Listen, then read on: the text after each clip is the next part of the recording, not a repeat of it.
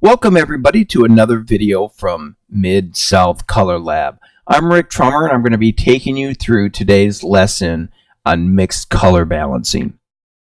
As you know from our previous videos, we've been kind of exploring the idea of being able to use a click balance inside Photoshop to get perfect color based on your screen calibration. If you're set up properly as far as calibration is concerned, everything is just a click balance away to get perfect color. Today's exercise, we're kind of moving away from that a little bit, although we're going to start by click balancing from the main exposure. We're going to kind of make some adjustments on different layers to be able to help you out in a mixed light situation. Let's give you the example. A photographer sent me this image and said, Rick, I shot this inside of a gymnasium and I didn't know if I should set my camera on the lamps, the sodium vapor lamps that are in the gymnasium, or my fill flash that's in the front. This is always a difficult situation for any photographer, and you're all going to run across this in your career. Typically what you want to do is you want to set up for one of those two items. Normally I set up for the item that I normally white balance for the item that's going to be the main part of the exposure, and in this case the longer part of the exposure is for the sodium vapor lamps that are inside. So I would have adjusted my white point or my custom white balance inside the camera to sodium vapor, and then you would have had a slight fill flash in the front, which is warmer light than sodium vapor, so you would have got a little bit of a warm kicker. What we've created here is the photographer set it someplace in between the two, and as you can see, we haven't adjusted for either one of the lights. So what we need to do is first go in and let's correct for the overall adjustment, which is the sodium vapor. So what we're going to do is we're going to come down here into our new adjustment layer, and I'm going to click that on and go into curves. So once I'm in curves, I'm going to make sure now that my white point is set up properly inside here. So I'm going to double click on my white eyedropper, the white eyedropper in the curves platform. I'm just going to double click here, and this will bring up the dialog box for that. You want to make sure you're set up to 245, 245, 245 under red, green, and blue. These are things that we've done in previous videos, but I just want to make sure you're there. That is a printable white point for all labs. So once we have that, we're going to click balance right into a white area on the uniform. So let's just click into any one of these whites will work, but let's go by the collar and let's click balance right there on that white source. You can see what we've done is we've neutralized the sodium vapor lamps that are inside this particular image, and now our uniforms are perfectly colored to exactly the specifications that we shot them under. What I'm going to do is I'm going to name this layer now. We're going to come over under the curves layer, and let's go ahead and name this gym color. This will let us know that this is the color of the gym, and now we can go ahead and set our new point for the actual faces. This is where the difficult part comes in. What we're going to do is we're going to click back on the background layer, and I'm going to bring up another curves adjustment layer down below. So I'm just going to click on that, go up to curves, and now what we're going to do is we're going to set for someone's face. So this is always a little bit difficult because we don't have another white point to be able to go into. We could go into the eye of someone, but what we're going to want to do is we're going to want to try to create a warmness and pull out that kind of bluish tint that's happening. So what I'm going to do is I'm going to get off my RGB layer. I'm actually going to go into blue, and I'm going to pull out blue or add a little bit of warmth. Now, this is going to take the whole image that way, and that's okay for right now. So I'm going to bring in a little bit of warmth. Now I'm going to go into my red layer, and I'm just going to pull off out of my reds. I'm just going to add just a tinge of red, and then I'm going to go to my green layer, and I'm going to just pull out just a tinge of magenta that was still left in there. And then normally I'll go back into blue and just make sure my images are a little bit warm there. So I've kind of adjusted kind of for the facial in there. Now, We're not going to really be able to figure this out until we turn this layer off and then kind of bring it in. So what I mean by that is we're going to actually invert the layer. So we're going to inverse it so that we're literally shutting the layer off. So right now it's all showing. So what we're going to do is we're going to hide it. If you hit your Command or Alt I, that will inverse the selection, and now it's been turned off. What we're going to do now is we're going to go into each. We're going to take a nice big soft brush.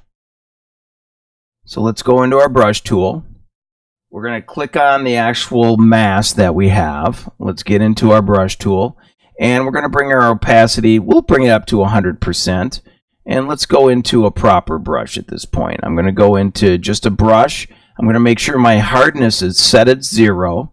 I want a nice big soft brush, and what I'm going to do now is I'm going to brush the layer actually in. So we're just going to come in. Now we want a nice big soft brush because it's not an exact science here. Now make sure that we have down here, you want to make sure that white is in the foreground. So you're brushing with white, and then we're just going to come in. Here we go again. Sorry about that. We're going to just brush in with our brush, get on our layer, and we're just going to brush in. Now, you're going to sit there and go, whoa, it's a little bit warm there. It's okay for right now. What we're trying to do is we're just brushing in the face. So we're going to come in and take each one of these individually. We can always make slight adjustments later. Now, what I've done is I'm coming in with a big soft brush, which will make a lot more sense later. This is not an exact science here. So what I want to do is just come in. It's okay if I just go over just a little bit. I've got that nice big soft brush. I don't want exact here. If you're someone who is very, very exacting, I totally get it. You're going to want to come in and be able to get that a little bit more perfect. That's okay. What I'm trying to do is just kind of give an overall feeling here of it, and it's just a little bit softer. So that's why I'm using 100%. And we're just going to come in. Now we'll make some fine adjustments once that's done. Now the other thing we're going to want to do is make sure you do the arms to match. So you're going to come in, make sure you're doing the arms, and then we're probably going to want to do those legs as well. You can see these faces were still, even from the adjustment that was made, the faces were still quite a bit cyan, blue.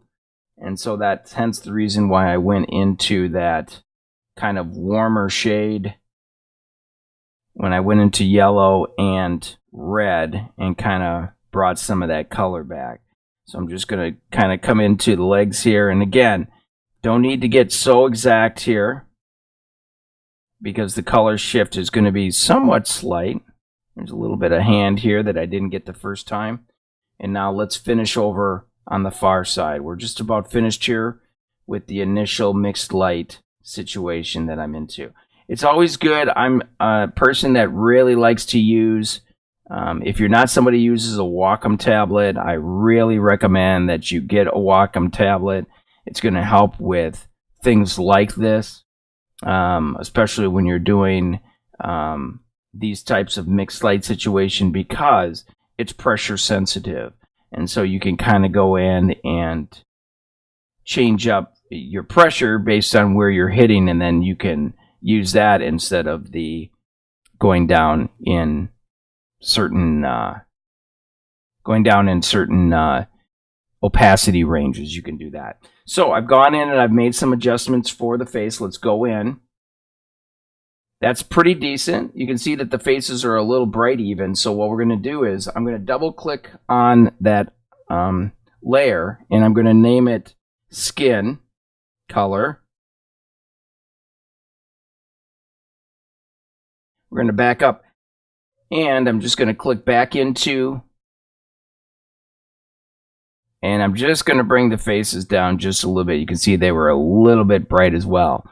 So now what we've done, actually that looks pretty decent. We've done both the faces. There they are. A little bit darker there, and we've adjusted for the color temperature of the gymnasium. So That's a great example of how to do both. And you can go back here and tweak the color a little bit in the faces. If you have to, you can go back into an individual and be able to work with that. But that's the perfect example of how you can do mixed light situations very, very quickly and without a whole lot of problem. Well, until next month or until our next newsletter goes out with a new video, I'm Rick Trummer with Mid-South Color Lab. I'm so happy that you're enjoying the series. We're getting great comments from it. And if there's anything that we can do for you, or if you have a video that maybe you want us to produce for you, maybe you're having a problem in the studio or with Lightroom or with Photoshop and you want to go in and learn a little bit more about that, please drop us a line and let us know what you're looking for. We'll be more than happy to help you out with that. Until our next video from Mid-South Color Lab, again, I'm Rick Trummer, and thanks for spending some time with us today.